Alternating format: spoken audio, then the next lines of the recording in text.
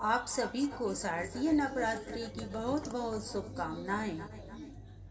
नवरात्रि में कलश स्थापना का विशेष महत्व है। कलश स्थापना को घट स्थापना भी कहा जाता है। नवरात्रि की शुरुआत घट स्थापना के साथ ही होती है।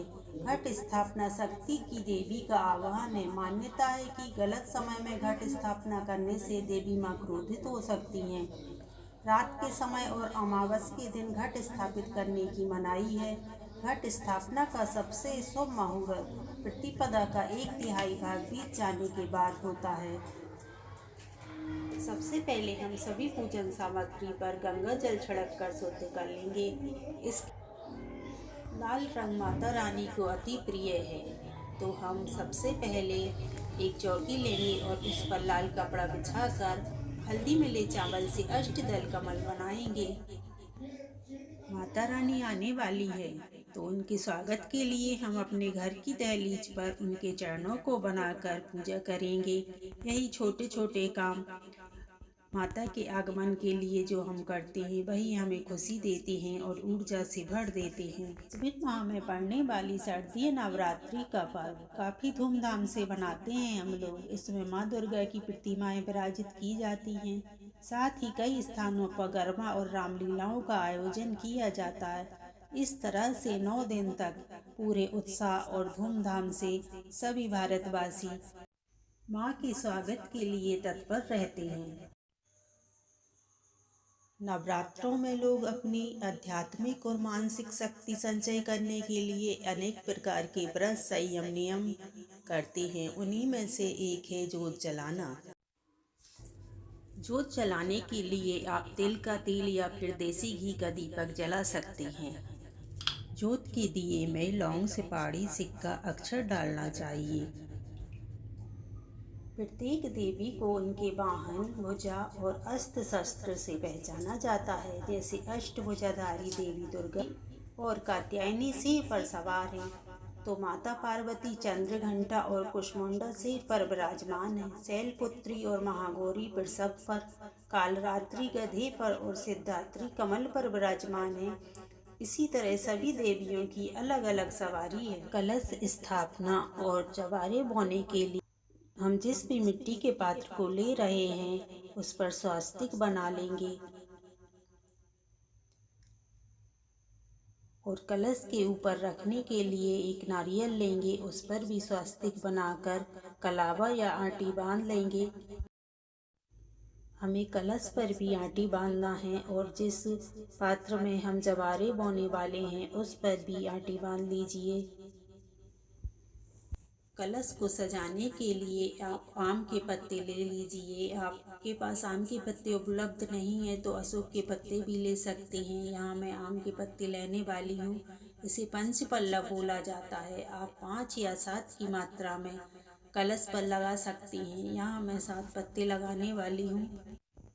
जिस स्थान पर हम जवारे बोने वाले हैं, कलश स्थापना करने वाले हैं, उस जगह पर भी साफ करके चावल से अष्टदल कमल बना लेंगे। इसके बाद इस स्थान पर हम जवारे बोने के लिए मिट्टी का पात्र रखेंगे। अब सबसे पहले आसन ग्रहण कर शुद्धिकरण करेंगे।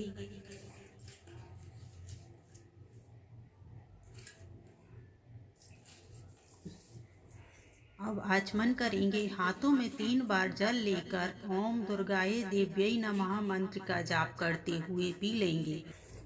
ओम दुर्गा देव्यै नमः, ओम दुर्गा देव्यै नमः, ओम दुर्गा देव्यै नमः।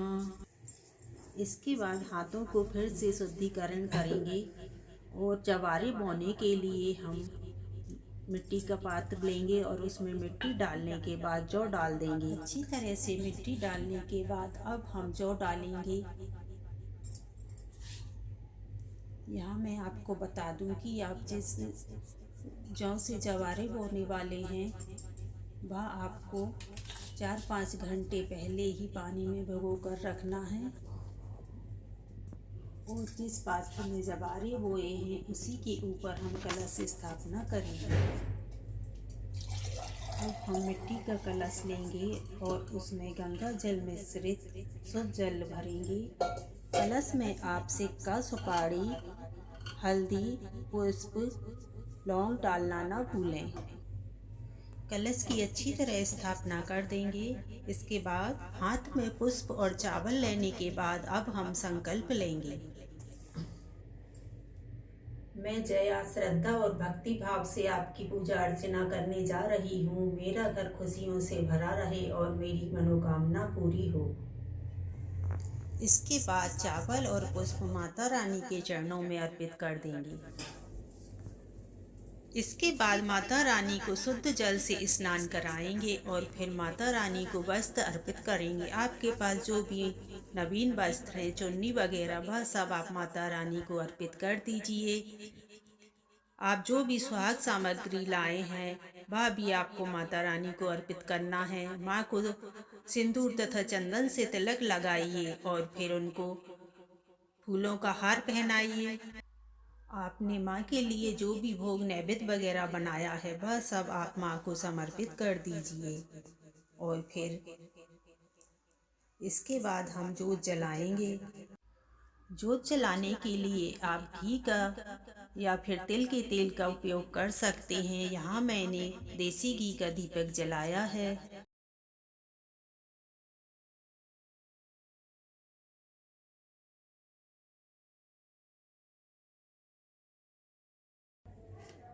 याद रखिए, ये अखंड ज्योत 9 दिनों तक बुझनी नहीं चाहिए और कलश अपनी जगह से हिलना नहीं चाहिए। हम दुर्गा, लक्ष्मी और सरस्वती ये तीनों रूप में माँ की आराधना करते हैं। माँ सिर्फ आसमान में कहीं स्थित नहीं है। ऐसा कहा जाता है कि या देवी सर्वभूतेषु चैतन्यम विधीयते। सभी जीव जंतुओं में चेतना के रूप में ही माँ देवी तुम स्थित हो। याद रखिए, माँ को खट्टे फल बिल्कुल ना चढ़ाएं। आज प्रथम दिन है, शैलपुत्री माता की पूजा अर्चना होती है, तो आप माँ को उनका पसंदीदा भोग शुद्ध देसी घी से बनी मिठाई या खीर का भोग लगाइए, जिससे माँ अति प्रसन्न होंगी। कलश पर स्वास्तिक बनाएं, कलश के गले में मौली बांधें। अब कलश को थोड़ी गंगा जल और शुद्ध जल से पूरा भर दें। कलश में साबुत सुपारी, फूल और दुर्वा डालें। कलश में इत्र, पंचरत्न तथा सिक्का डालें। अब कलश में 5 प्रकार के पत्ते डालें। कुछ पत्ते थोड़े बाहर दिखाई दें, इस प्रकार लगाएं। अब आपने जो नारियल तैयार किया है, नारियल के ऊपर कलावा बांधकर वह कलश के ऊपर स्थापित कर दें। अब देवी देवताओं का आह्वान करते हुए प्रार्थना करें कि हे समस्त देवी देवता, आप सभी 9 दिन के लिए कृपया कलश में विराजमान हों। आह्वान करने के बाद ये मानते हुए कि सभी देवतागण कलश में विराजमान हैं, कलश की पूजा करें। कलश को टीका करें, अक्षत चढ़ाएं, फूल माला अर्पित करें, इत्र अर्पित करें, नैवेद्य यानी फल मिठाई आदि अर्पित करें। घट स्थापना नवरात्रि के पहले दिन होती है। घट स्थापना अर्थात नवरात्रि के समय ब्रह्मांड में उपस्थित शक्तित्व का घट अर्थात कलश में आवाहन कर उसे सक्रिय करना। शक्तित्व के कारण वस्तु में उपस्थित कष्टदायक तरंगें नष्ट हो जाती हैं। नवरात्रि में घट स्थापना हमेशा शुभ मुहूर्त में करना होता है। इसकी वजह है कि शुभ मुहूर्त में कोई भी काम करने से उस काम में व्यवधान नहीं आते। इससे आपके काम पूरी तरह से बनते हैं और इसके बेहतर परिणाम मिलते हैं। कलश स्थापना करने के बाद आपको कलश की भी 9 दिनों तक पूजा अर्चना और आरती करनी होती है। 9 दिनों तक देवी दुर्गा की तरह तरह से विधि विधान और अनुष्ठान करके माता दुर्गा को प्रसन्न करने की कोशिश की जाती है। माना जाता है कि इन 9 दिनों में माता दुर्गा पृथ्वी पर आकर अपने भक्तों की मनोकामनाएं पूरी करती हैं। नवरात्रि के प्रारंभ में घरों में कलश स्थापना का विशेष महत्व होता है। अब हमने जिस पात्र में जवारे बोए हैं, हमें उसमें अच्छी तरह से जल जरूर डालना है ताकि आपके जवारे सूखे नहीं और अच्छी तरह से हरे भरे रहें।